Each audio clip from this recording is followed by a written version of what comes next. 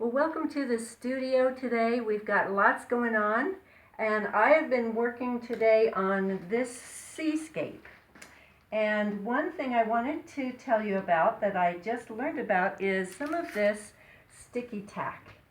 And I use it to put on the back. First I put it on the back of the pattern, and then I put it on the back of the glass and stick that down. Let me show you. So on the back of each pattern, I put a little bit of that sticky tack on. And then when I put it in the window, that's not really where it goes right there, but then it stays. So then that really helps me, because once this is down, then it won't move around if I got the sticky tape on. So I did an Amazon search for sticky tack, and I got these in the mail, and it works just fine. I know you can get them elsewhere, but this is where I found them. So I'll kind of show you how they work in the glass shop.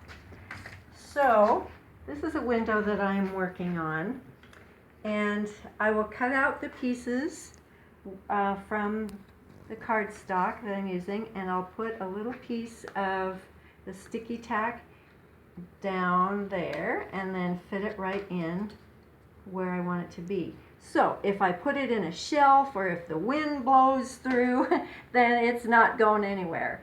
And so then when I'm ready to do it in glass, then I will cut it out of glass and then put that same bit of sticky tack down. And this one does have some. Okay. So then I'll just put the sticky tack down on the paper and put this here. And then, sometimes it's hard to get just right around it. And so I know that I'm not going to move this one around to make it fit here. I want this one to stay. And it will, because that sticky tack is there. And I've done that. So all of the rows is stuck down with that sticky tack. And so it makes it kind of fit together nicely. And I know it's not going to move around if I think, oh, well, this one doesn't quite fit, when you try to move that one, and which moves this one, which moves this one, which moves this one. Reuse it and reshape it and redo it. And okay, so you can I can't can't read that. Oh, well, you can find it. Yeah, it's just poster putty, and then it's reusable, and you just kind of work it a little bit, and then you just stick it on the back of the piece, and then there it is. Now you don't have to worry about it sliding out of the way. Wow. So you can carry it in the wind. Just carry it in the wind. Well, and I wanted it all kind of ready to go, so when I came, we were ready to go. Sweet. I really like this pattern. Oh, thank you. Yeah. I don't know if I'll like it by the end, but I like it right now. So I have done all of the foiling for this window. So I just went around each triangle with copper foil. I used a 1/4 inch foil on most of it, but like on these little tiny ones, I used a 7/32 because I didn't want to cover it all, because it's such a little tiny piece. So next thing I did was I tacked. So I just did just a little bit of solder. I touched the solder, the iron, and the glass all at the same time and made a puddle. And I did that on all of the intersections. Okay, that's going to tack the window together. So then, what I want to show you next is that then, as I lifted this up, I realized that all that sticky tack that I had on there was doing its job. And it was sticking to the glass and the paper.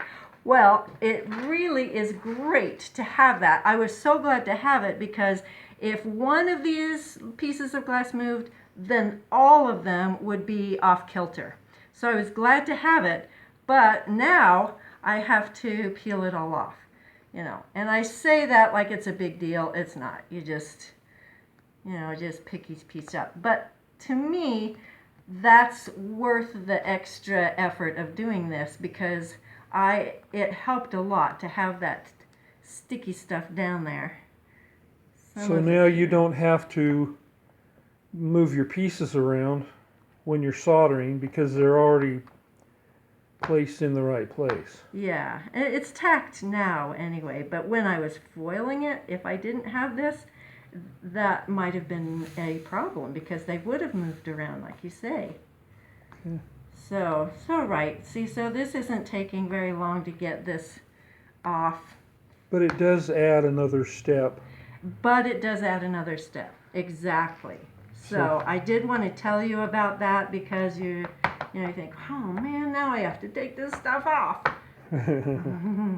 But it's no big deal. Okay, how long did that take? Not very long. 2 minutes. 2 minutes tops. Okay, so I'm gonna continue on this side since I already have the corners done.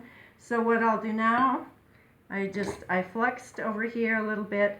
2 different ways that I can solder this. When they're close together like this, I can very slowly make a nice bead. What's the name of this pattern? La Monnaie. It's a La Monnaie star. Mm-hmm. Okay, if there's a little bit of a gap, what I might need to do is bridge it from side to side. And people say, well, how do you know when to bridge it and how do you know when to go along? Sometimes I use both.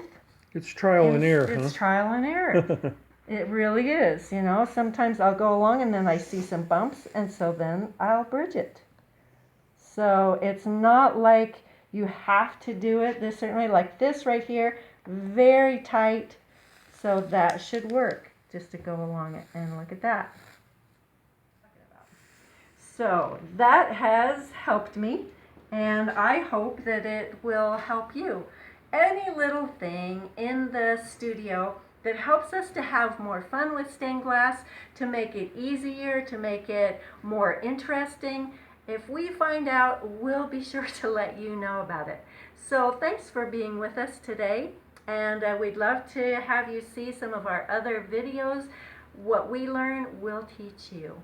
So have a wonderful day, and we'll see you next time.